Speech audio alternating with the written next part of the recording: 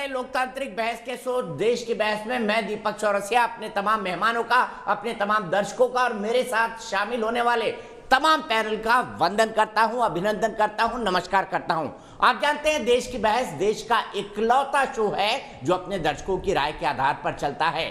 दर्शक जिस विषय को चुनते हैं उसी विषय पर हम बहस करते हैं और साथ ही साथ शो में लाइव दर्शक हमारे साथ जुड़कर बहस की दशा और दिशा को तीखापन देते हैं, धार और रफ्तार देते हैं। आज पब्लिक के मंच में हमारे साथ जुड़ेंगी दीपिका बत्रा दिल्ली से, यशिका शर्मा नोएडा से, संदीप पासवान कानपुर से, ऋषिपाल महाशय दिल्ली से।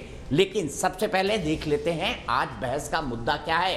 बहस का मुद्दा संसद के इर्द गिर्द ही होना है क्योंकि संसद चल नहीं रही है, संसद में कामकाज ठप है। और इसी बीच चाय नाश्ते पर राहुल गांधी ने बुलाया विपक्षी दलों के लगभग 100 सांसदों को। 2 पार्टियां नदारद रहीं लेकिन 14 पार्टियां वहां पर पहुंची। तो इसीलिए हमारा सवाल है, पीएम के खिलाफ विपक्ष को एकजुट कर पाएंगे क्या राहुल? इसे 65% लोगों ने वोट देकर देश की बहस का मुद्दा बनाना चाहा है। संसद सत्र के शुरू हुए 13 दिन हो चुके हैं। 13 दिनों के अंदर बहुत कम कामकाज हुआ और अभी तक अगर आंकड़े पर नजर डाली जाए तो 243 करोड़ रुपए जो आपकी और मेरी गाढ़ी कमाई है वो हंगामे की भेंट चढ़ गए हैं। 243 करोड़। कई सारे मुद्दे हैं संसद के सामने।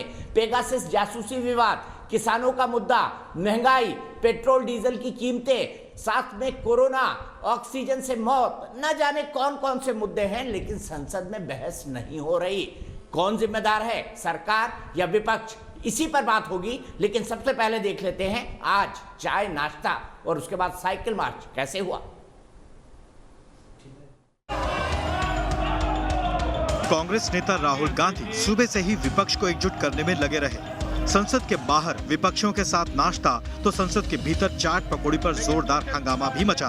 संसद की मर्यादा भंग होते देख बीजेपी संसदीय दल की बैठक में प्रधानमंत्री नरेंद्र मोदी ने दुख जताया कि ये सांसदों का अपमान है।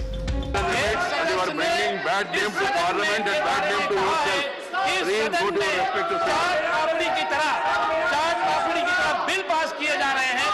यहाँ पर जो माननीय सदस्य बैठे हुए हैं, यहाँ पर चाट पापड़ी बना रहे हैं क्या?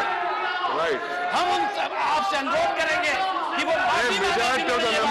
वो टीएमसी सांसद डेरेक ओब्रायन ने तंज कसते हुए ट्वीट किया था कि क्या हम पापड़ी चाट बना रहे हैं। दूसरी ओर राहुल गांधी ने 17 विपक्षी दलों को एक साथ नाश्ते पर सरकार के खिलाफ बुलाया। बाद में संसद तक साइकिल मार्च भी किया। राहुल गांधी ने विपक्षी एकता पर ट्वीट भी किया कि न हमारे चेहरे जरूरी हैं, न हमारे नाम, बस ये जरूरी है कि हम जनप्रतिनिधि हैं। हर एक चेहरे में देश की जनता के करोड़ों चेहरे हैं जो महंगाई से परेशान हैं। यही है अच्छे दिन। राहुल गांधी के बयानों पर संसदीय कार्य मंत्री ने फिर पलटवार किया। राहुल गांधी का स्थिति क्या है और राहुल गांधी क्या करते हैं इसमें कुछ सीरियसनेस ही रहते हैं। आज क्या बोलता है, कल और सुबह और एक बोलता है, and he will not remember what he has told yesterday and tomorrow he will tell something else. जहां एक और संसद में सरकार के खिलाफ पूरा विपक्ष हंगामा कर रहा है, वहीं संसद के बाहर राहुल गांधी के साथ विपक्ष नई रणनीति बुन रहा है। जासूसी, बेरोजगारी, तो एक कॉम्प्रिहेंसिव चर्चा हुई और चर्चा के माध्यम से ये तय हुआ कि संघर्ष का विकल्प है सदन के अंदर और सड़क पर। प्रधानमंत्री नरेंद्र मोदी गरीबों के लिए कल्याणकारी योजना से लेकर देश के खिलाड़ियों तक को ओलंपिक में प्रोत्साहन देने में जुटे हैं। वहीं विपक्ष संसद के अंदर और बाहर लगातार सरकार के विरोध में खड़ा हो गया है। देश की बहस में चर्चा है कि जिस तरह से राहुल गांधी विपक्ष को संसद के बाहर एकजुट करने की कवायद में जुटे हैं, क्या संसद के भीतर चर्चा कर कई मुद्दों पर सरकार से तीखे सवाल करेंगे या फिर प्रयास 2024 को ध्यान में रखकर किया जा रहा है। तो आप जानते हैं देश की बहस में हम अपने दर्शकों से एक सवाल पूछते हैं और कार्यक्रम के अंत में बताते हैं कि देश के बहस के दर्शकों की राय इस सवाल पर क्या है। तो सबसे पहले ग्राफिक्स के जरिए देख लेते हैं सवाल क्या है। सवाल इसी से जुड़ा हुआ है जो आज दिन भर राजनीति हुई संसद में, संसद के बाहर, और ये जानना बेहद जरूरी हो गया है कि क्या राहुल गांधी विपक्ष की एकता की धुरी बन पाएंगे, क्या राहुल गांधी विपक्ष की एकजुटता कायम रख पाएंगे। क्योंकि हमने देखा जब जेडीएस की सरकार बनी थी तब तमाम राजनीतिक दल एक साथ थे, लेकिन 2018 की वो तस्वीर 2019 आते आते बिखर गई और सब विपक्षी दल अलग अलग हो गए और मोदी सरकार को थम्पिंग 303 सीटें भारतीय जनता पार्टी को मिली। यस और नो में आप जवाब दे सकते हैं। जवाब देने का तरीका आपको पता है। आप हमारी वेबसाइट पर जा सकते हैं, आप हमारे मोबाइल ऐप पर जा सकते हैं, आप हमारे ट्विटर हैंडल पर जा सकते हैं, आप हमारे फेसबुक पेज पर भी जाकर वोट कर सकते हैं। कार्यक्रम के बारे में अगर कोई राय है, सुझाव है या शो में शामिल होना चाहते हैं तो 9711002266 पर हमें व्हाट्सएप करें। शो में जरूर शामिल हो क्योंकि ये आपका अपना शो है। आज कार्यक्रम की शुरुआत थोड़ा अलग ढंग से करूंगा। मैं बता दूं मेरे साथ कौन कौन जुड़ेंगे। मेरे साथ वरिष्ठ पत्रकार और मेरे अभिन्न मित्र आशुतोष जुड़ेंगे। मेरे साथ भारतीय जनता पार्टी की फायर ब्रांड प्रवक्ता संजू वर्मा जुड़ेंगी। मेरे साथ कांग्रेस की धाकड़ प्रवक्ता डॉक्टर रागिनी नाइक जुड़ेंगी। लेकिन सबसे पहले चलता हूं दीपिका बत्रा के पास दिल्ली। एक दर्शक, दीपिका 13 दिन में 243 करोड़ रुपए का नुकसान हो चुका है संसद न चलने से। आप मुझे बताइए, क्या संसद चलनी चाहिए? और अगर नहीं चल रही तो इसके लिए कौन जिम्मेदार है?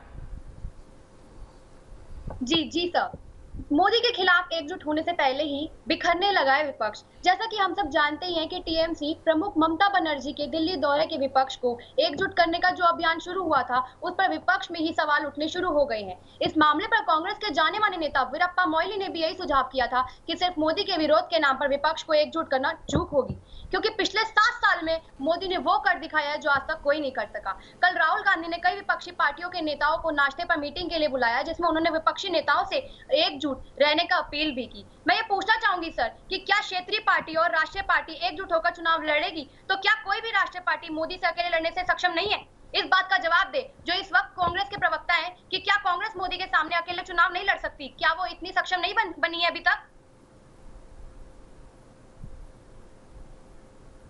ठीक है, सीधे आपका सवाल ले जाता हूं। दीपिका जी, बहुत शानदार सवाल है। दीपिका जी को स्क्रीन पे बनाए रखिए। सीधे डॉक्टर रागिनी नाइक के पास चलते हैं। डॉक्टर रागिनी नाइक, कांग्रेस इतनी सशक्त नहीं बनी है कि मोदी को अकेले चुनौती दे पाए, ये कह रहे हैं हमारी दर्शक। दीपक जी, सबसे पहले तो दीपिका के सवाल, चाहे नाश्ता कराना पड़ रहा है आपको? आपको मेरी आवाज आ रही? हाँ, तो दीपिका, बिल्कुल, मैं कह रहा हूँ चाहे नाश्ता कराना पड़ रहा है। खुशी होती है मुझे कि लड़कियां राजनीति में इस तरीके की रुचि रखती हैं, इतनी गंभीरता से समझती हैं और उचित सवाल पूछती हैं।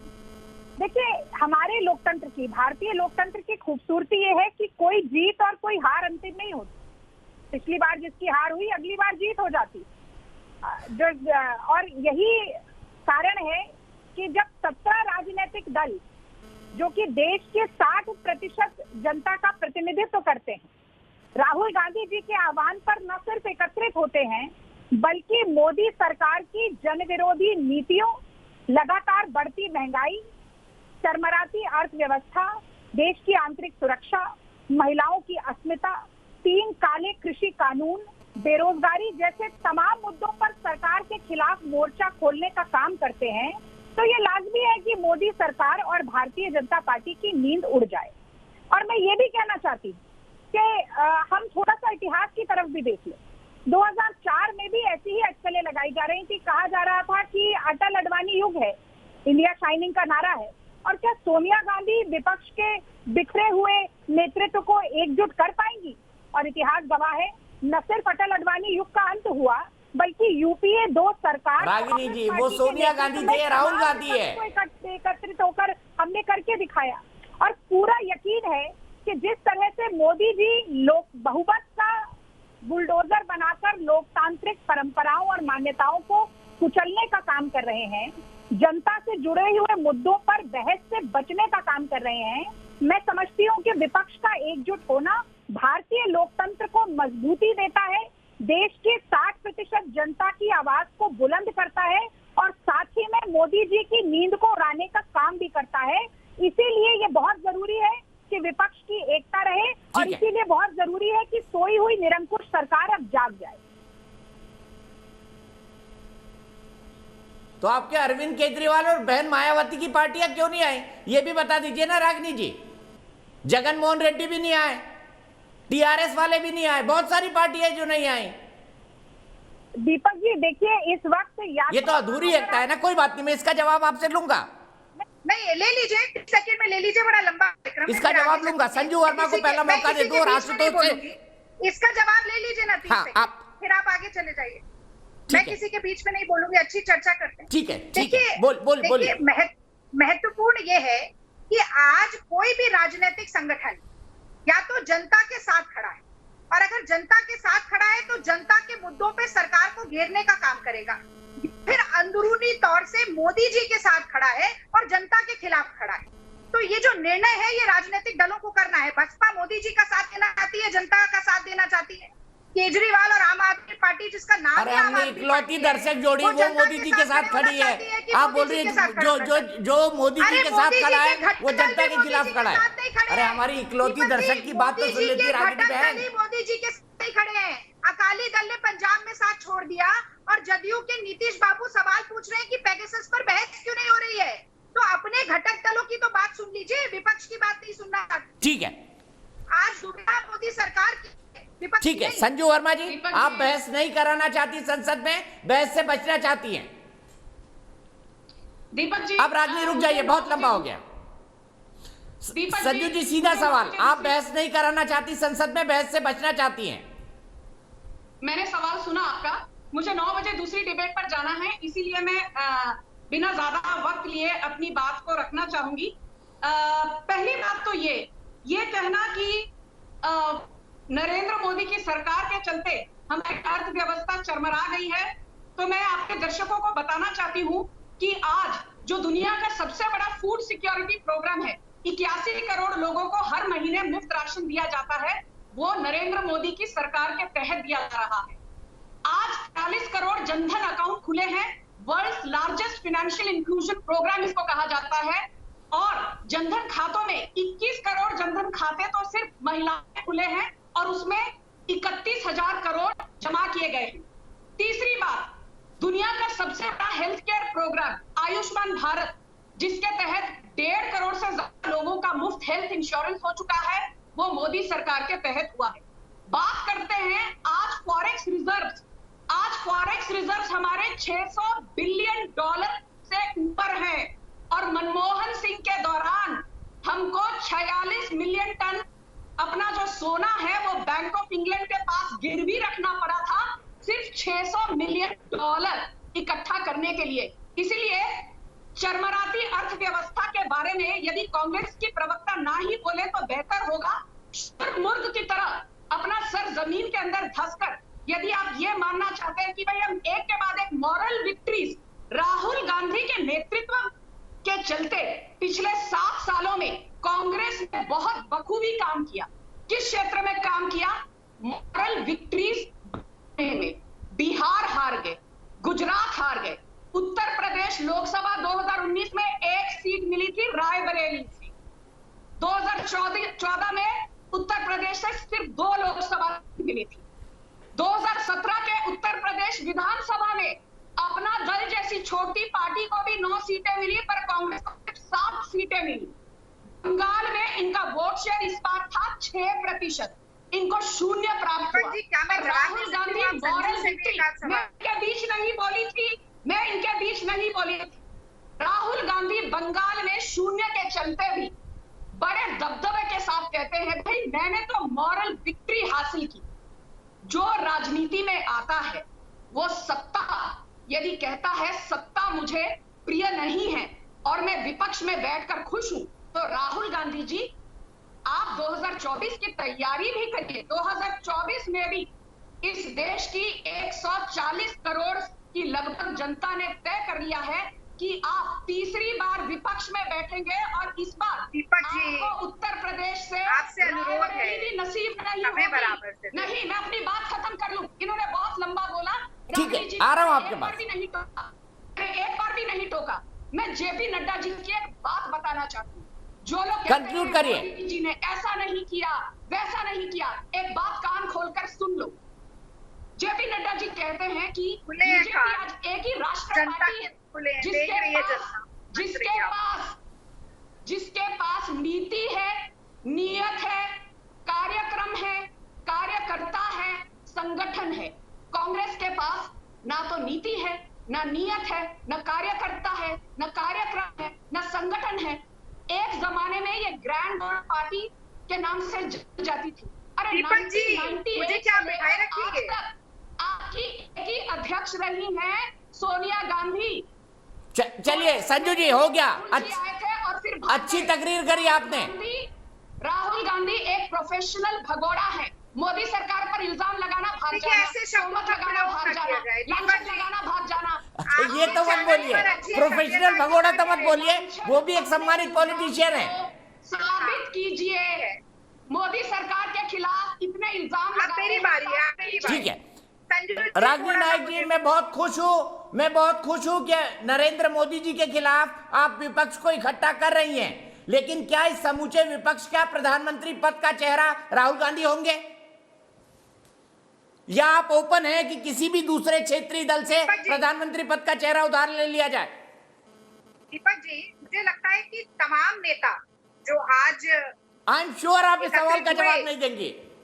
हाँ नहीं, मैं बिल्कुल जवाब दूंगी, आप सुनने का धैर्य रखिए, मैं जवाब देने के लिए बैठी।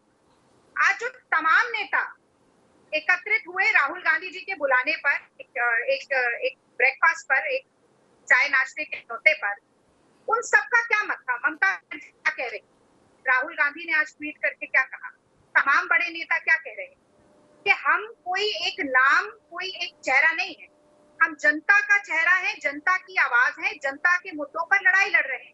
और ये कहा जाता है कि धीरे धीरे रे मना, धीरे ही सब होए, बाली सींचे 100 घड़ा, ऋतु आवे फल होए। तो ऋतु आने दीजिए, 2024 के नजदीक पहुंचने तो दीजिए, प्रधानमंत्री पद का चेहरा भी आपको दिख जाएगा। और देखिए, कांग्रेस पार्टी एक लौटी ऐसी पार्टी है जो कि हर देश के हर कोने में, हर प्रांत में, हर कस्बे में, हर शहर में। ये बताइए, क्या राहुल गांधी वो चेहरा हो सकते हैं? और हमारी बिल्कुल हो सकते हैं, क्यों नहीं हो सकते? क्या राहुल गांधी वो चेहरा हो सकते हैं? बिल्कुल पेड़ चेहरा बड़ा हो गया, उसके बाद मेरी राहुल पूरी गांधी का आस्था फल लगेगा उस पर। कि राहुल गांधी चेहरा होंगे, पर मेरा विश्वास ये भी है कि आप बार बार नहीं टोकेंगे, मुझे जवाब पूरा दे दें। थोड़ा सा मैं अर्थव्यवस्था पर भी बोलना चाहूँ। देखिए, आईसीएमआर का आंकड़ा क्या कहता है, देश में 21-22 करोड़ तो लोग ऐसे हैं जो गरीबी रेखा के नीचे चले गए पिछले 7 साल। सबसे पहले जो शुरुआत की संजू जी ने, उन्होंने कहा कि हम 80-85 करोड़ लोगों को 5 किलो राशन देने का काम करें।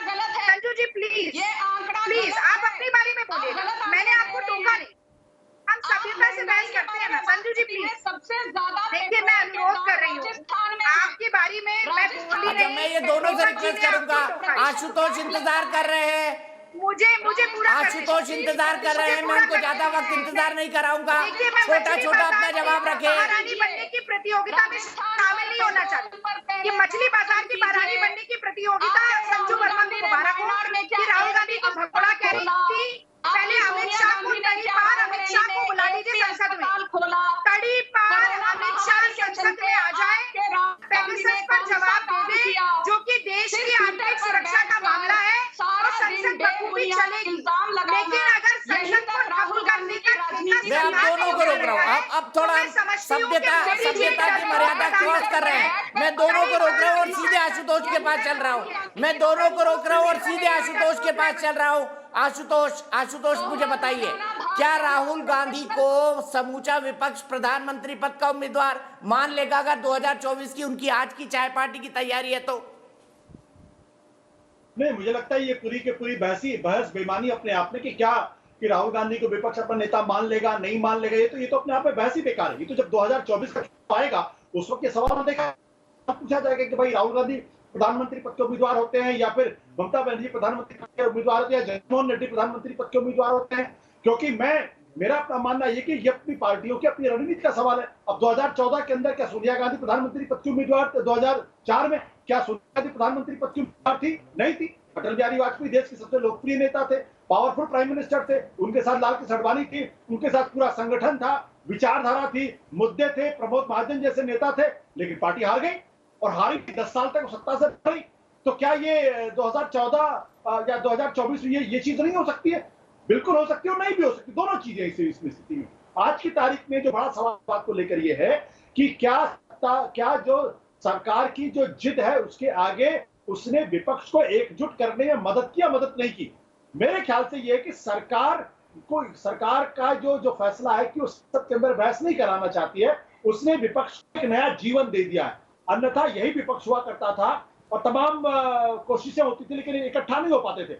आज ममता बनर्जी भी दिल्ली आती है, वो भी कहती सबको साथ होना चाहिए। राहुल गांधी के साथ जब विपक्ष चाय नाश्ते पर जुड़ता है और कोऑर्डिनेशन करता है, तो मुझे ऐसा लगता है कि ये ज्यादा महत्वपूर्ण सवाल है। और अगर आप 1987 में जाएं या फिर 2000 या 1998 की बात करें, 1989 की बात करें, तो आपको बिल्कुल स्पष्ट हो जाएगा कि 96 जो बिखरा हुआ विपक्ष है वो धीरे धीरे ही इकट्ठा होता है, वो कभी एक साथ इकट्ठा नहीं होता है। 1947 से एनटी रामाराव और देवीलाल ने विपक्ष इकट्ठा करने की कोशिश की और जाके 1989 चुनाव के ठीक पहले विपक्ष इकट्ठा हो पाया था। आज की तारीख में सवाल पूछना है विपक्ष बिखरा हुआ है, ये सवाल अपने आप में बेमानी है। राहुल गांधी प्रधानमंत्री पद के उम्मीदवार ने, ये सवाल अपने आप में बेमानी है। हाँ, जब 2024 का चुनाव हो रहा होगा उस वक्त अगर आप सवाल पूछेंगे तो ये सवाल मौजूद होगा अपने आप में। नहीं, उम्मीदवार है, मैंने ये सवाल नहीं पूछा। क्या राहुल गांधी को ये तमाम विपक्षी दल एक्सेप्ट करेंगे, मेरा सवाल वो था। लेकिन संजू वर्मा जी, क्या आपकी गलती ने विपक्षी दलों को एकजुट कर दिया है? और क्या ये सच है कि पेगासस पर आप संसद में कोई बहस करवाना ही नहीं चाहते?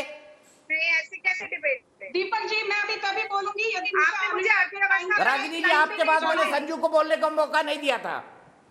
नहीं, पर आपने मुझे बोलने का मौका नहीं दिया। दीपक जी, आपके बाद मैंने संजू को बोलने का मौका नहीं दिया था, सीधे आशुतोष के पास चला गया था। अब मैं भी लगातार बोलूंगी, दीपक जी, कैसे काम चलेगा बताइए। दीपक जी, क्या मैं बोल सकती हूँ? मुझे दूसरी डिबेट पर मैं अर्थव्यवस्था दीपक जी, ये गलत है। एक लाइन भी नहीं दीपक जी, क्या मैं प्लीज जब मेरी शेरनियों झगड़ो मत, जनता एक अच्छा डिस्कशन सुनना चाहती है। आप दोनों भाकत प्रवक्ता है, मैं दोनों को पूरा वक्त दूंगा, मैं दोनों को पूरा वक्त दूंगा, लेकिन सवाल से सवाल निकलता है तभी बहस आगे बढ़ती है। आशुतोष का सवाल संजू वर्मा के लिए है, फिर मैं रागिनी आपके पास आऊंगा। ठीक है, नहीं मैं बीच में बोलूंगी फिर। दीपक जी, यदि या तो मुझे ना मत बोलिए रागिनी जी, मत बोलिए। मैं आपको कह रहा हूँ, डॉक्टर रागिनी नायक इतनी धाकड़ प्रवक्ता किस बात से डर रही हैं? आपके पास आर्गुमेंट की कमी होती है क्या कोई? अरे हम डराने वाले खुद डरकर दुबक संजू वर्मा जी, जवाब। डर तो इस वक्त मोदी जी रहे विपक्ष। नहीं, दीपक जी, डराने वालों की पैरों के बीच में दब जाती है। आप जब तक मुझे अनइंटरप्टेड टाइम देंगे, इनसे या तो डिबेट करवाइए, मैं जा रही हूँ क्योंकि मुझे दूसरी डिबेट पर जाना है।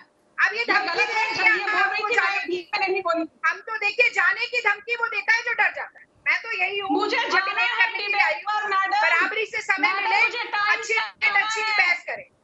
मैडम मुझे टाइम। अच्छा रागिनी, उनको जाना है वाकई, शांत हो जाइए, सुन लीजिए ना। एक सवाल जवाब का वक्त है हमारे पास, एक सवाल जवाब का वक्त है हमारे पास। संजू बोलिए, फिर रागिनी आप। आपके लिए मैं सुन रही हूँ, फिर मुझे भी बोलने का मौका दीजिएगा निर्विघ्न। ठीक है, थैंक यू वेरी मच। सम्मान रखने के लिए बहुत बहुत शुक्रिया रागिनी। रागिनी तो बहुत प्रखर प्रवक्ता है, ये तो हम सब जानते हैं। पहली बार मैं इनके साथ डिबेट कर रही हूँ। मुझे जाना है 9 बजे टाइम्स नाउ पर, नहीं तो मैं ये डिबेट छोड़कर जाती नहीं रागिनी। एनीवे, मैं ये चीज कहना चाहती हूँ, आशुतोष ने एक बहुत अच्छा पॉइंट रेज किया। देखिए, बात यह है कि राजनीति में एक फलक्रम होना बहुत जरूरी है। कौन ऐसा नेता है जिसके इर्द गिर्द एक कंसेंसस विपक्ष बिल्ड कर सकता है? अभी प्रॉब्लम यह है कि रागिनी जी को यह बात अच्छी नहीं लगेगी। राहुल गांधी वो प्रधानमंत्री बनना चाहते हैं, ममता बनर्जी वो प्रधानमंत्री बनना चाहती हैं। आप यकीन मानिए, महाराष्ट्र में जहां से मैं आती हूं, वहां पर कांग्रेस में 5 या 6 लोग हैं। भाई जगताप, मिलिंद देओरा, संजय निरुपम, नाना पटोले, पृथ्वीराज चौहान, ये सबके सब मुख्यमंत्री बनना चाहते हैं। पंजाब में नवजोत सिंह सिद्धू और अमरिंदर सिंह दोनों मुख्यमंत्री बनना चाहते हैं। छत्तीसगढ़ में टीएस सिंहदेव जो इनके हेल्थ मिनिस्टर हैं और भूपेश बघेल, उनके बीच में जंग छिड़ी हुई है। अशोक गहलोत और सचिन पायलट के बीच में जंग छिड़ी हुई है। मेरा सिर्फ इतना कहना है, यदि आप सत्ताधारी पार्टी को चुनौती देना चाहते हैं तो पहले अपने घर के अंदर जो समस्याएं हैं उस पर तो थोड़ा ध्यान दीजिए। रही बात समाजवादी पार्टी की, मुलायम सिंह यादव, शिवपाल यादव और अखिलेश यादव, चाचा भतीजा मामा भांजा की पार्टी कर रह गई है। ममता बनर्जी को बंगाल के बाहर कौन जानता है? अखिलेश यादव को उत्तर प्रदेश के बाहर कौन जानता है? केसीआर को तेलंगाना के बाहर कौन जानता है? चंद्रबाबू नायडू को आंध्र प्रदेश के बाहर कौन जानता है? राहुल गांधी को आज वायनाड के अंदर भी लोग नहीं जानते। जी, आप मुझे शर्मसार करने वाली बात यह है।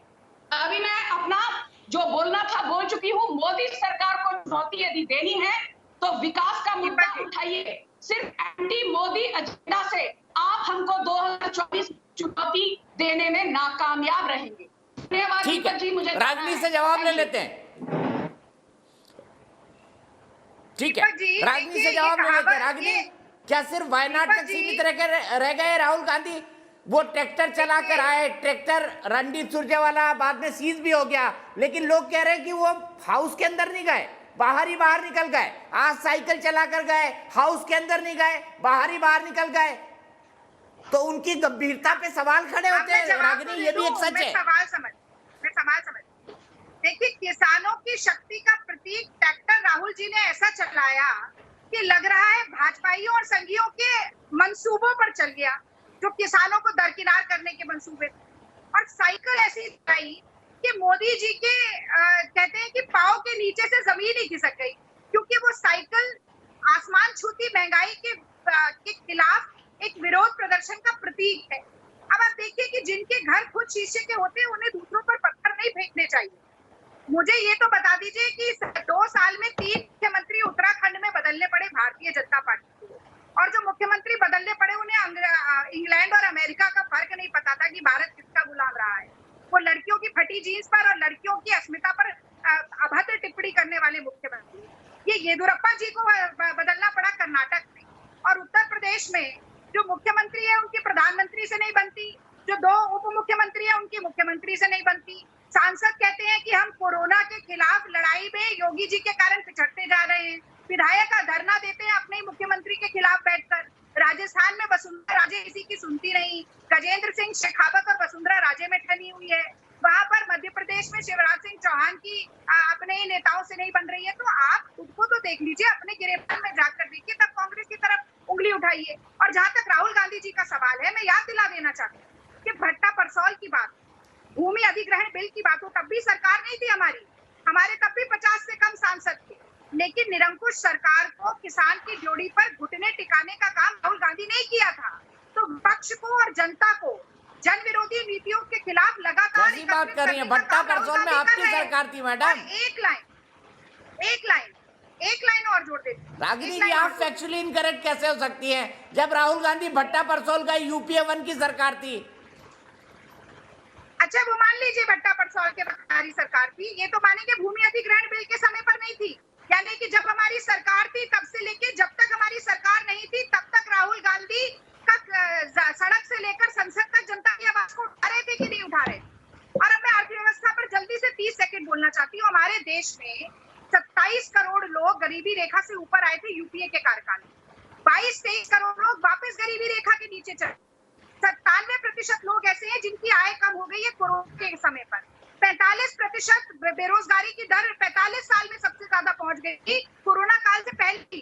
और अभी संजू वर्मा थोड़ी देर पहले कह रही थी कि 80 करोड़ लोगों को हम 5 किलो राशन देने का काम कर रहे हैं। दुर्भाग्य देखिए, देश की 135 करोड़ जनता में से 80 करोड़ जनता 5 किलो राशन नहीं खरीद पा रही है। तो और मोदी जी क्या अर्थव्यवस्था की बात कर रहे हैं?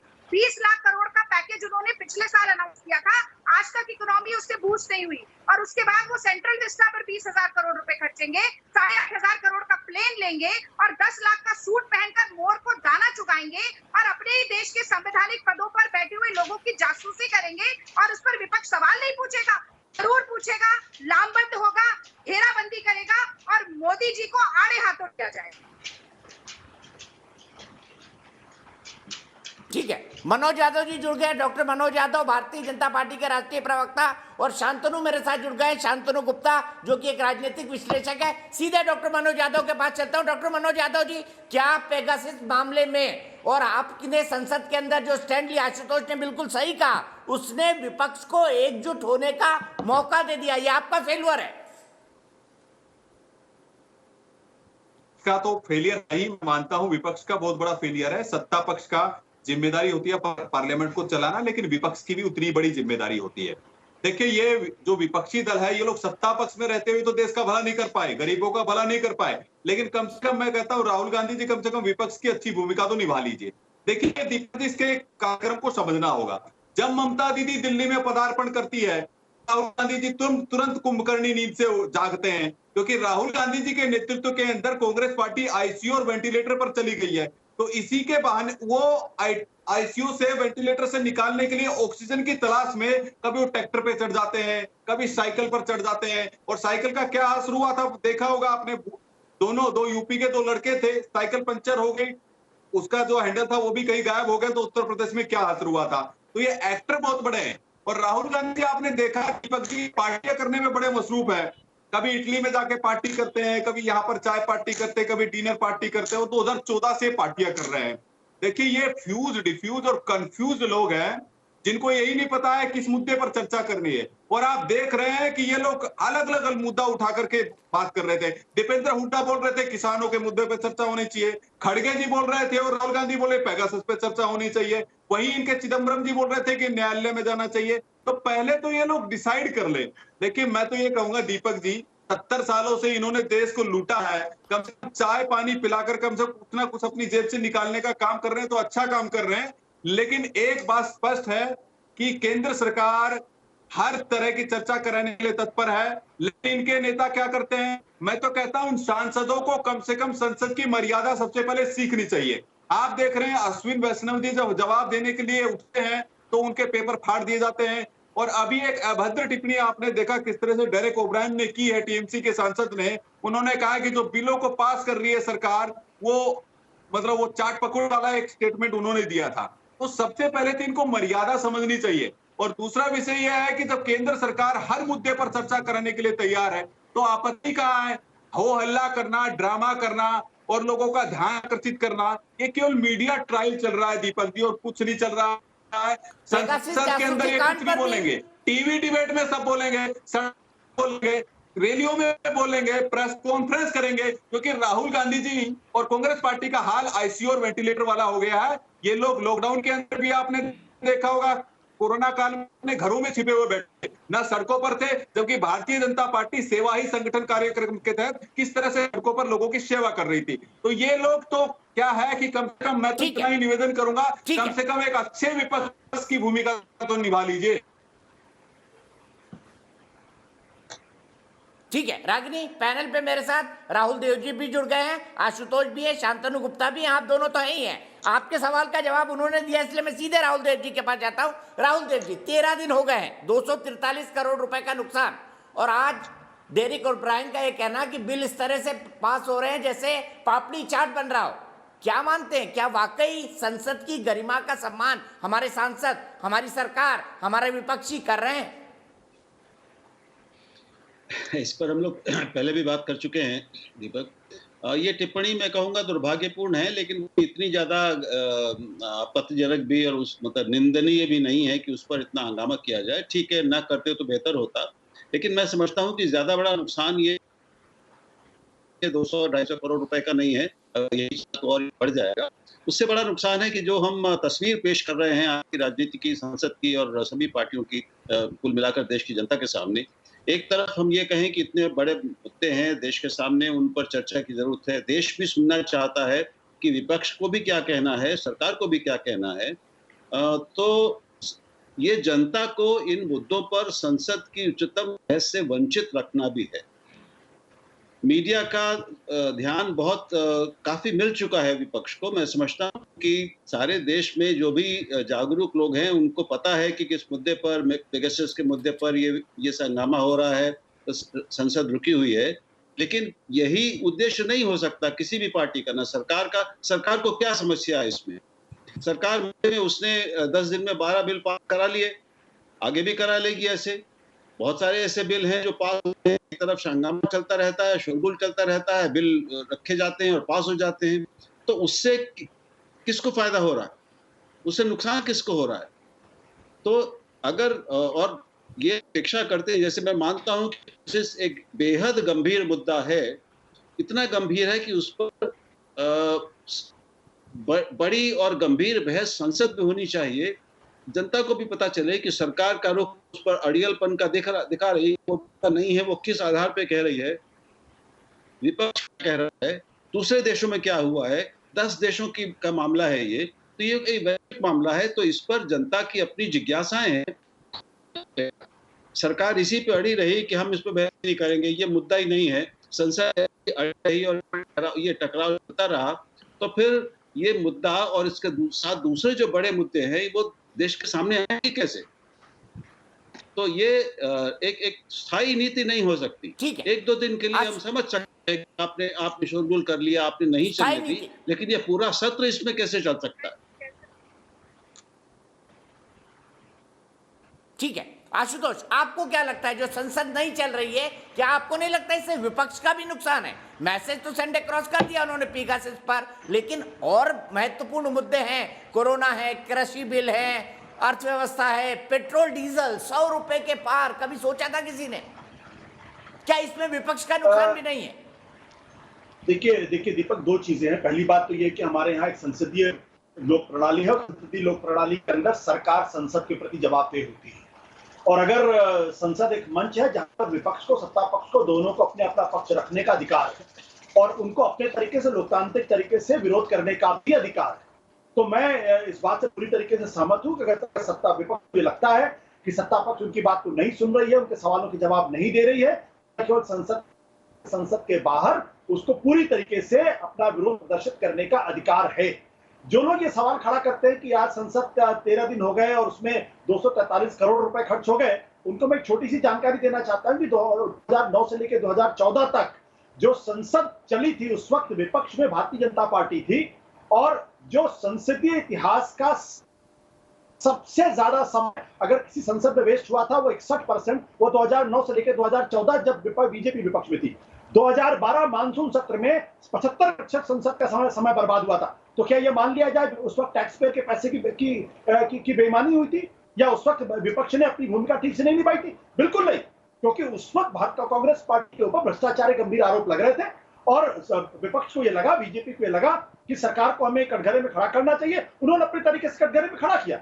लेकिन आज की तारीख में वही लोग जो कल विपक्ष में थे, जो संसद में बहस नहीं करना चाहते थे, क्योंकि अरुण जेटली जी का बिल्कुल स्पष्ट तौर पर बयान है कि संसद चलाना सरकार की जिम्मेदारी है और उसको ऑब्स्ट्रक्शन करना ये हमारा लेजिटिमेट अधिकार है। तो आज यही आरोप भारतीय जनता पार्टी विपक्ष के ऊपर कैसे लगा सकती है? लेकिन मेरा अपना मानना है, मैं स्पष्ट तौर पर कहना चाहता हूं कि इस सरकार बहस नहीं कराना चाहती है। इससे जरूर एक संदेश जा रहा है कि ऐसी कोई चीज है जिससे सरकार भाग रही है, अन्यथा कोई कारण नहीं है। क्योंकि पेगासस पर अगर 2 घंटे, 3 घंटे, 4 घंटे बहस हो जाएगी, मैं कतई नहीं मानता कि पेगासस इतना बड़ा मुद्दा बनता, लेकिन चूंकि सरकार इसमें बहस नहीं कर रही है इसलिए इतना बड़ा मुद्दा बनता जा रहा है और अंततः सरकार के गले की सबसे खतरनाक घंटी बनने वाली है ये। शांतनु, क्या पेगासस, दो चीजें, क्या संसद के अंदर काम पापड़ी चाट बनाने की तरह से हो रहा है और क्या पेगासस पर सरकार डिफेंसिव मोड में है संसद के अंदर, जिसके चलते विपक्ष ने इसको इतना बड़ा मुद्दा बना दिया है? हाँ दीपक भाई, देखिए आशुतोष जी ने कहा कि 2012 में, 2013 में, 2014 में कैसे संसद रोकी गई।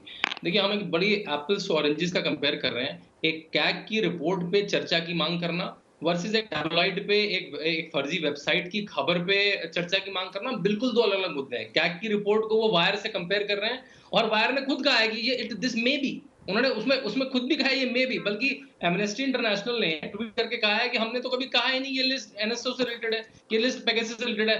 मतलब ऐसे चार एक कॉन्स्पिरेसी थ्योरी रोज आप लाते रहेंगे और संसद को चलने से रोक देंगे।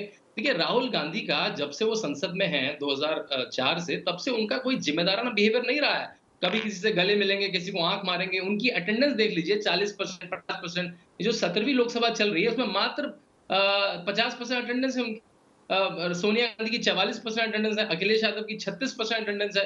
क्वेश्चन पूछते नहीं है लोग, डिबेट पूछते हैं। भाजपा वालों के ज्यादा क्वेश्चन है, अपोजिशन के कम क्वेश्चन है। डिबेट में पार्टिसिपेट करते नहीं है, प्राइवेट मेंबर बिल पेश करते नहीं है, मतलब संसद के किसी इंस्ट्रूमेंट का इस्तेमाल नहीं करते हैं। संसद आते नहीं है, कहीं बाहर रहते हैं, क्वेश्चन पूछते नहीं है, स्टार क्वेश्चन, अनस्टार क्वेश्चन कुछ नहीं पूछते, प्राइवेट मेंबर बिल पेश करते नहीं। लेकिन जब मौका आपने एक पसंदीदा वेबसाइट में खबर लिखवा दी कि वह संसद नहीं चलने देंगे क्योंकि कोरोना पर स्थिति अच्छी है, सरकार बोलेगी तो सरकार अच्छी दिखाई देगी, तो कोई चर्चा ही मत होने दो। और कुछ एक उलझुल का मुद्दा लाके, कॉन्स्पिरेसी थ्योरी लाके कहो कि इस पे चर्चा करो, इस पे चर्चा करो। ऐसे तो ना, ऐसे चर्चा होगी क्या?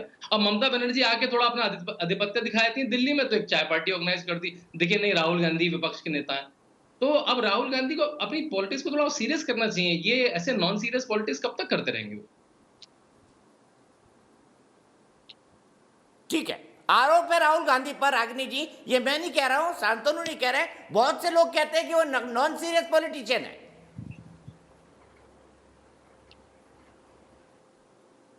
पावर विदाउट रिस्पॉन्सिबिलिटी, देखिए, उसको मैं साफ शब्दों में कहूंगा, पावर विदाउट रिस्पॉन्सिबिलिटी।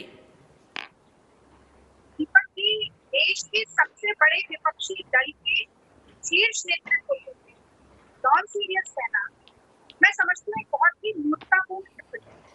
और मुझे ये लगता है कि अगर हमारे राजनीतिक विरोधी हमारी ताकत को कम करके आते हैं तो ये इनकी ही मूर्खता है, इससे हमें कोई फर्क नहीं पड़ता। मैंने आपको तमाम उदाहरण दिए, मैं तमाम प्रदेशों के उदाहरण दे सकती हूँ। राहुल गांधी जी के नेतृत्व में हम जितने भी मध्य प्रदेश, राजस्थान का प्रमुख उदाहरण, गुजरात जो सबसे बड़ी शक्ति माना जाता है भाजपा की, क्योंकि दोनों मोटा भाई वहीं से आते हैं, वहां पर भी 99 सेक्टर में कांग्रेस पार्टी ने भाजपा को फंसाकर ही रख दिया। तो ये लगातार कहना कि Rahul Gandhi non serious question है, मैं समझती हूँ कि राजनीतिक अपरिपक्वता की निशानी है जो लगातार भारतीय जनता पार्टी के प्रवक्ता और कुछ ऐसे भारतीय जनता पार्टी के समर्थक जो राजनीतिक विश्लेषक बन के आते हैं वो बार बार ऐसी टिप्पणी करते हैं। मुझे उससे कोई गुरेज नहीं, आप करते रहिए। राहुल गांधी के लिए अपशब्द बोलने से जनता का भला नहीं होगा। अरे मैं तो चाहूंगा राहुल गांधी अपने आप को प्रूव करके दिखाएं, बीजेपी के इस आरोप को गलत साबित करें। नहीं करते वो ऐसा। जनता की वेदना को समझेंगे। आप 2-3 सवाल पूछे गए, मुझे प्लीज आप जवाब दे देने दीजिए। देखिए, मुझे याद है, आपको भी याद होगा कि नरेंद्र मोदी जी जब पहली बार संसद में उन्होंने प्रवेश किया था तो उन्होंने साष्टांग दंडवत करके प्रणाम किया था। लोकतंत्र को एक मंदिर माना था और आज उसी लोकतंत्र का मजाक बन रहा है। आपने डेरेक ओब्रायन की चाट पापड़ी वाली प्रतिक्रिया जरूर सुना दी, दिखा दी, लेकिन क्यों ऐसा कहा ये भी बताइए ना। 10 दिन में 12 बिल पारित होते हैं, पास होते हैं। औसतन एक बिल 7 मिनट में पास हो जाता है। विपक्ष की उस पर क्या राय है? देश के जनता के तमाम कोनों में रहने वाली जनता के प्रतिनिधि जो आते हैं क्या सोचते हैं हर एक कानून पर, ये सरकार नहीं सुनना चाहती, नहीं जानना चाहती। क्या ये लोकतांत्रिक परंपरा को सुदृढ़ करने की निशानी है? जुवेनाइल जस्टिस कानून इस देश की संसद में 5 मिनट में पास हो गया। क्या इस देश के बच्चों के भविष्य के ऊपर विपक्ष को बोलने का कोई अधिकार नहीं है? वो विपक्ष जो 60% जनता का प्रतिनिधित्व करता है। और ये आज कहा जा रहा है अरे आप चलना नहीं दे रहे ना, अगर आप चलने देते तो आप बोलते, किसने रोका था आपको? मैं बिल्कुल जवाब दे रही हूँ। देखिए, देश में राजनीति अगर आप संसद चलने देते तो बोलते आप, किसने रोका था आपको बिल पर बोलने से? सबको टाइम मिलता है। जवाब दे रही हूँ। देखिए, राहुल देव जी ने भी और आशुतोष जी ने भी ये बात स्वीकारी है कि संसद को चलाने की पहली जिम्मेदारी, पहला उत्तरदायित्व सरकार का है। Parliamentary disruption is a legitimate tactic of the opposition. एक लेख लिखा गया था, डिफेंडिंग द इंडिफेंसिबल, अरुण जेटली जी ने लिखा था। वो नेता विपक्ष थे राज्यसभा के। सुषमा स्वराज जी कहती थी कि गतिरोध करना देश की संसद में भी बहुत बड़ा लोकतांत्रिक काम है और काम ना होने देना भी काम है। आज टैक्स पेयर के पैसों की बहुत दुहाई दी जा रही है। ये 300 करोड़ का पेगासस स्पाईवेयर जो खरीदा गया है वो भी टैक्स पेयर के पैसे से ही खरीदा गया है। क्या इस पर बहस नहीं होनी चाहिए? एडजर्नमेंट मोशन आप पास नहीं होने देते। आप केवल शॉर्ट टर्म डिस्कशन, 30 मिनट के डिस्कशन में, इस देश में इससे ज्यादा राज्य और यूनियन टेरिटरी है, 1 मिनट बोलने का भी मौका नहीं मिलेगा एक सदस्य को। ऐसे कराना चाहते हैं आप? वोटिंग राइट नहीं देना चाहते, वोट नहीं करने देना चाहते, और उसके बाद आप ये कह रहे हैं कि विपक्ष नहीं संसद चलने दे रहा है। मैं ये भी याद दिलाना चाहती हूँ कि यूपीए के पहले कार्यकाल के पहले 5 सत्रों में 748 घंटे में से केवल 559 घंटे काम हो पाया था, और एनडीए के पहले कार्यकाल 5 सत्रों में 715 घंटों में से 704 घंटे काम हुआ था, क्योंकि विपक्ष ने होने दिया था, क्योंकि विपक्ष सहयोग में, समन्वय में विश्वास रखता है। पर मोदी जी का अहंकार और मोदी जी की आत्ममुग्धता इस वक्त शर्म है। वो लोकतंत्र। मनोज जी आपको जवाब देना है इसका, मनोज जी आपको जवाब देना है, लेकिन उससे पहले यशिका शर्मा मेरी एक दर्शक नोएडा से जुड़ी हुई है। यशिका शर्मा मेरी एक दर्शक नोएडा से जुड़ी हुई है। यशिका, संसद नहीं चल रही है, सरकार की गलती है, विपक्ष की, आपका क्या मानना है? Thank you sir. कल राहुल गांधी ने कई विपक्षी पार्टी के नेताओं को मीटिंग के लिए बुलाया था, जिसमें उन्होंने विपक्षी नेताओं से एकजुट रहने की अपील भी की थी।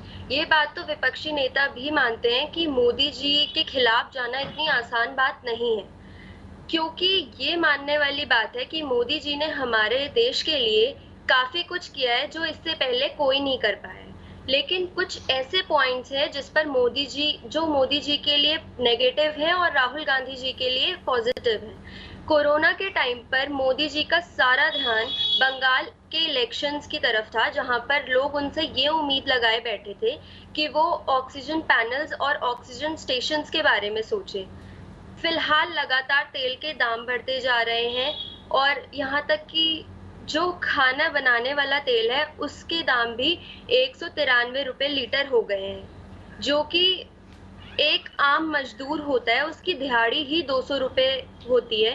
वो अगर 193 रुपए का तेल ले लेगा तो फिर वो बचे हुए 6-7 रुपए में अपने बच्चों का गुजारा कैसे करेगा। हो सकता है कि इन सब चीज़ों के बाद मोदी जी के फेवर में जो पार्टीज थी वो अब मोदी जी के फेवर में ना रहे और इससे मोदी जी के वोट बैंक पर अगले इलेक्शन में कुछ फर्क पड़े।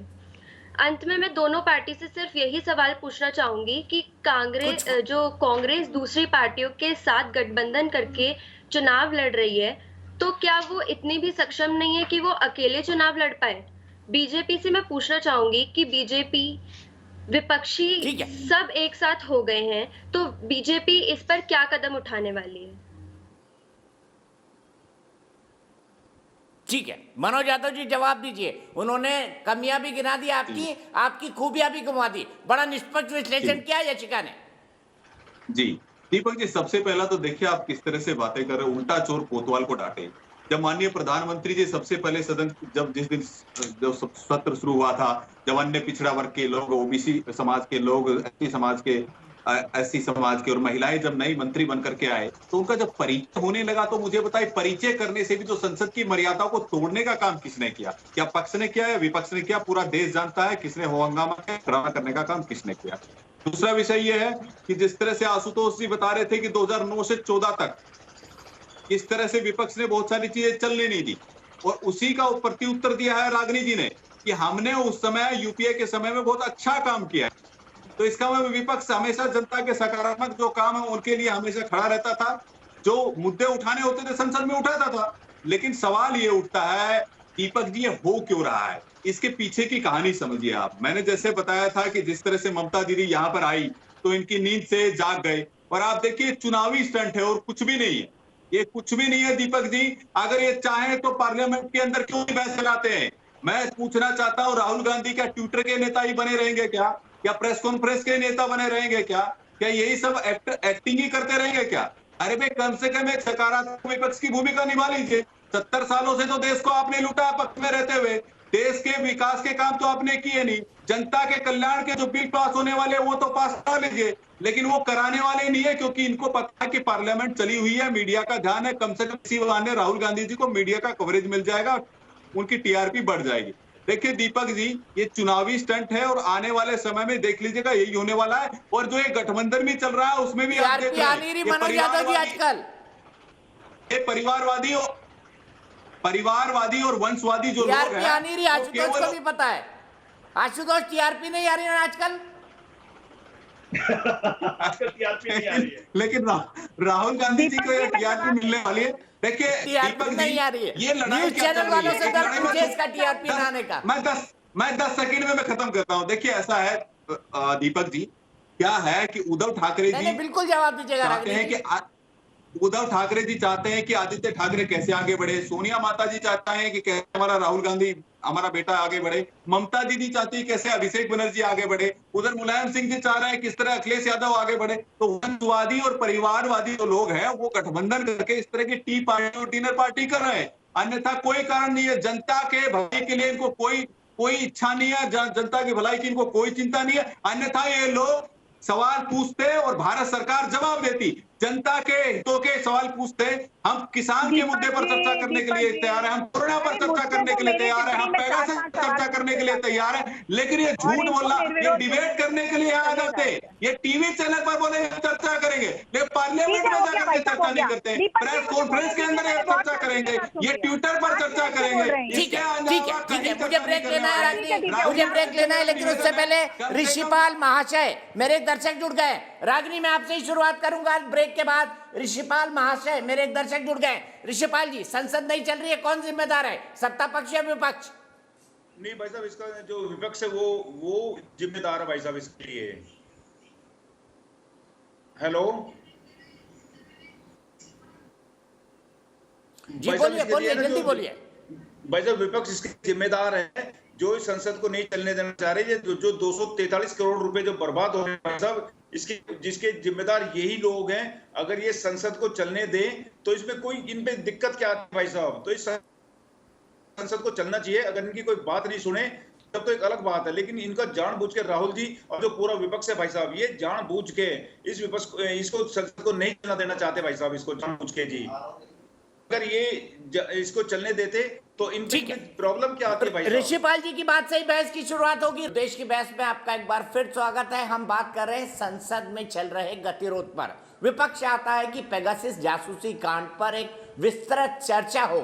संसद में मंत्री ने बयान दिया है, सरकार कहती है कि बस मंत्री साफ कर चुके हैं, इसके बाद आगे क्या जरूरत है, सरकार क्या अपना मन बदल सकती है, इसके बारे में मनोज यादव से पूछेंगे। लेकिन इसके अलावा भी बड़ा मुद्दा है, कोरोना की दूसरी लहर में जो लोग मारे गए थे, कृषि कानून, पेट्रोल और डीजल की महंगाई, सामानों की महंगाई, गिरती हुई अर्थव्यवस्था, बेरोजगारी, कई सारे मुद्दे हैं। लेकिन चर्चा क्यों नहीं? पिछले 13 दिन में 243 करोड़ रुपए का नुकसान हुआ है संसद न चलने के चलते।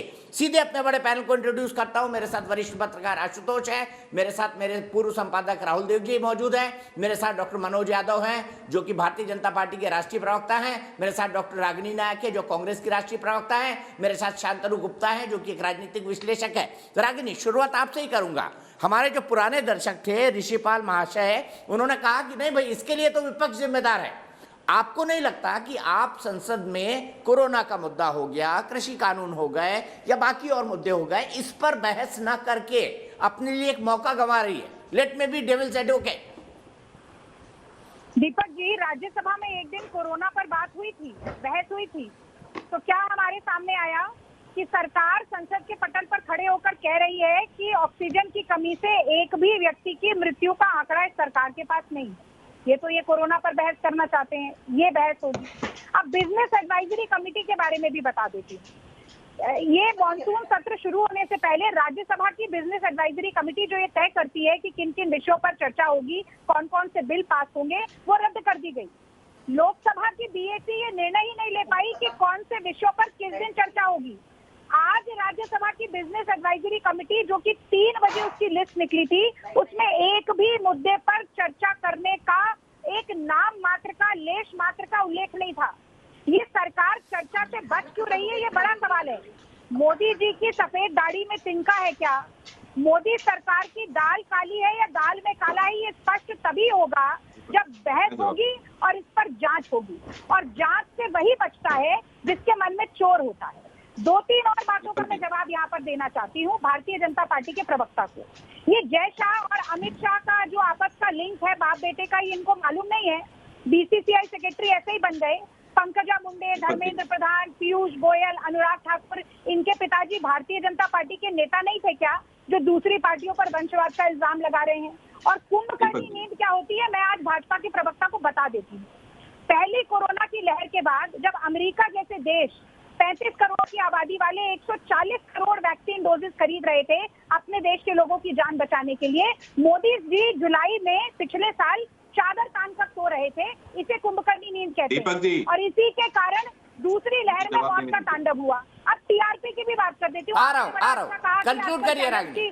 चैनल्स की टीआरपी नहीं हो रही है, लेकिन जो व्यक्ति खाली टनल में हाथ हिला सकता है, जो अपनी माता जी के पास 50 फोटोग्राफर ले जाकर पैर छूता है, जो अपने ही नाम का 10 लाख का सूट पहन सकता है, जो कि मोर को दाना खिलाते हुए पोस्ट करता है, जो कि घड़ियाली आंसू टीवी पर बहाता है, लेकिन अपने मन में किसानों के प्रति कोई वेदना नहीं रखता, जो कि अपने मन में इस देश के आंतरिक सुरक्षा के प्रति कोई पीड़ा नहीं रखता, उस व्यक्ति से ज्यादा टीआरपी की किसको जरूरत होगी? और मुझे केवल ये बात बता दीजिए, 2 सवाल पूछे हैं विपक्ष ने। पहला सवाल, क्या आपने पेगासस सॉफ्टवेयर खरीदा है सरकार ने? दूसरा सवाल, खरीदा है तो किन किन लोगों के खिलाफ इसका इस्तेमाल किया है? शांतनु जी कह रहे थे हम क्यों जांच कराएं? भाई फ्रांस नहीं रुका जांच कराने के लिए। उन्होंने नहीं कहा कि एफआईआर करवाइए, पहले जो विक्टिम हो वही एफआईआर कराएं। सरकार की कोई नैतिक जिम्मेदारी नहीं है। इजराइल नहीं रुका, और फ्रांस ने जो इन्वेस्टिगेशन की उसमें पता चला कि उनके देश के 2 बड़े जर्नलिस्ट जो मीडिया पार्ट के हैं, उनके फोन में पेगासस पाया गया, और ये वही लोग थे जिन्होंने राफेल का खुलासा किया है। तो ये चारों तरफ जो है, ये सारे जो जोड़ हैं वो मिले हुए हैं। और जिस तरीके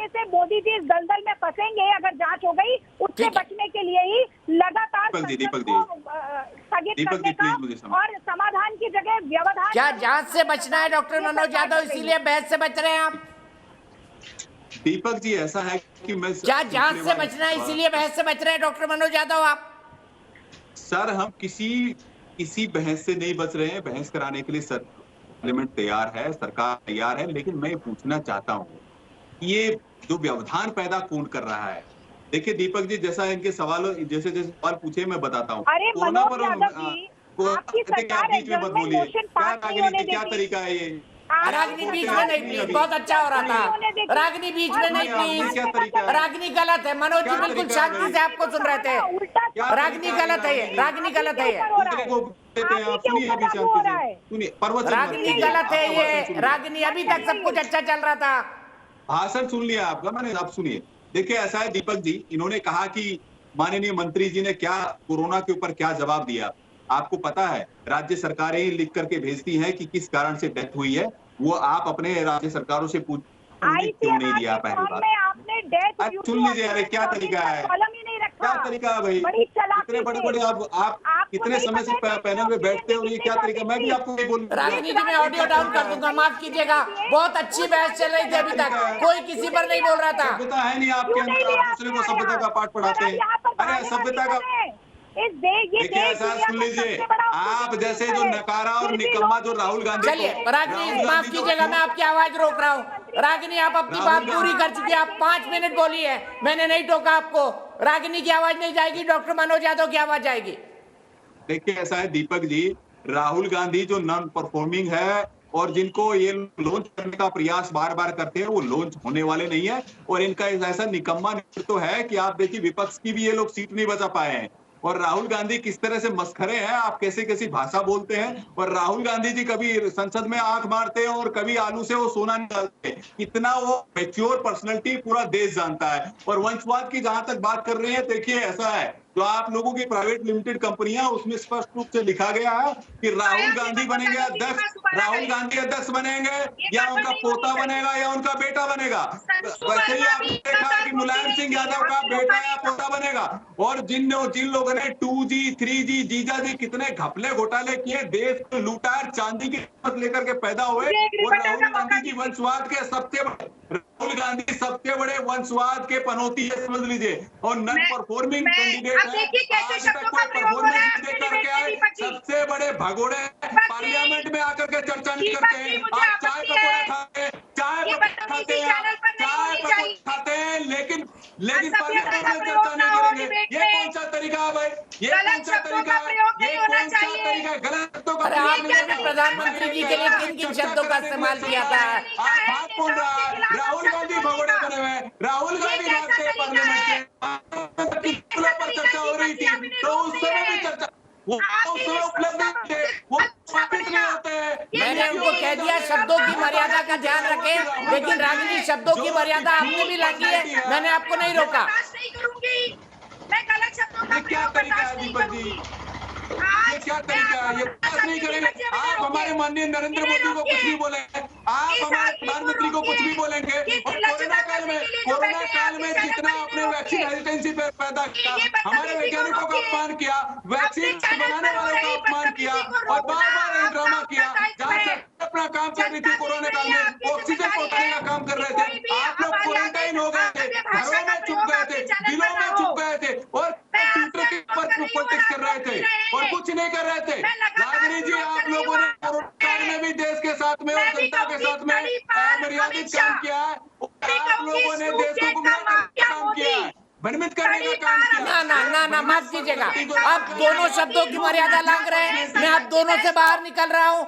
आपको लिए भी प्रधानमंत्री के लिए उन शब्दों का इस्तेमाल नहीं करना चाहिए, गृह मंत्री के लिए नहीं करना चाहिए, ना ही आपको राहुल गांधी के लिए करना चाहिए। मैं सीधे जा रहा हूं यहां से राहुल देव जी के पास। राहुल देव जी, क्या सत्ता पक्ष और विपक्ष के बीच इतनी कटुता आपने आज तक कभी देखी है अपने पूरे पत्रकारिता के करियर में? ऐसे कुछ मौके आए हैं जब बहुत ज्यादा कटुता रही है और हम जानते हैं कि पूरे सत्र धुल गए हैं और उनकी जिम्मेदारी से आज बीजेपी अपने को मुक्त नहीं कर सकती। मैं न तो बीजेपी को पहली बात ये स्वीकार करना पड़ेगा विपक्ष के सबक सिखाने से पहले कि उसने जो पहले किया या जो अरुण जेटली का बयान था या सुषमा स्वराज का बयान था वो गलत था। कटुता तो छोड़िए, अब कटुता का मामला अलग है, लेकिन हमारी ज्यादा बड़ी चिंता है कि संसद चलेगी कैसे, संवाद कैसे होगा, मुद्दे वहां कैसे उठाए जाएंगे। दूसरी बात, मुझे अभी एक मैं यहाँ आपको दिखाना चाहता हूँ कि आरजेडी के एक बड़े प्रमुख नेता हैं सांसद मनोज झा, उन्होंने 18 जुलाई को एक साक्षात्कार दिया है, वो छपा हुआ है, और उन्होंने कहा है कि विपक्ष को संसद चलनी देनी चाहिए। जो ये अरुण जेटली ने 2012 में संसद को रोकने की जो परंपरा और जिसको जस्टिफाई किया था बीजेपी ने, कुछ सबक ऐसे हैं जिनको भुला देना चाहिए। तो ये विपक्ष के प्रमुख नेता जिनकी हाल में एक भाषण की बहुत प्रशंसा हुई है, उनका कहना था 18 जुलाई को एक दिन पहले सत्र शुरू होने से, लेकिन आज विपक्ष जो कर रहा है, तो मैं समझता हूँ कि कम से कम विपक्ष जिम्मेदारी दिखाए। सरकार अपनी जिम्मेदारी से बच रही है, ये साफ है। सरकार की बहस हो, ये सारे देश की जिम्मेदारी है, तो अब इसको और सिखाने की जरूरत नहीं है देश को। लेकिन आप अगर अपनी भूमिका थोड़ी सुधार लें, आप ये अरुण जेटली और सुषमा स्वराज और 2012 को बार बार कोट करके आज ठहराव को जस्टिफाई करने की कोशिश बंद कर दें तो बेहतर होगा। आप एक अच्छा उदाहरण क्यों पेश कर सकते, ये क्यों नहीं हो सकता? आशुतोष, अगर आपस में इतनी कटुता होगी, कटुता नहीं वैमनस्य से होगा, तो कैसे चलेगी देश की राजनीति आगे? जिस प्रजातंत्र के चलते पूरी दुनिया भारत का सम्मान करती है, 135 करोड़ का प्रजातंत्र है, अगर वहां बातचीत ही बंद हो जाएगी तो फिर आगे कैसे बढ़ेगा ये प्रजातंत्र? नहीं, प्रजातंत्र तो बिल्कुल आगे नहीं बढ़ेगा और प्रजातंत्र लगातार नीचे जा रहा है। अगर किसी को संदेह है तो उसको अपने गिरबान में झाकर देख लेना चाहिए था। जिस भारत पे हमको गर्व था, जिस भारत के लोकतंत्र पर हमें गर्व था, आज वो स्थिति नहीं है।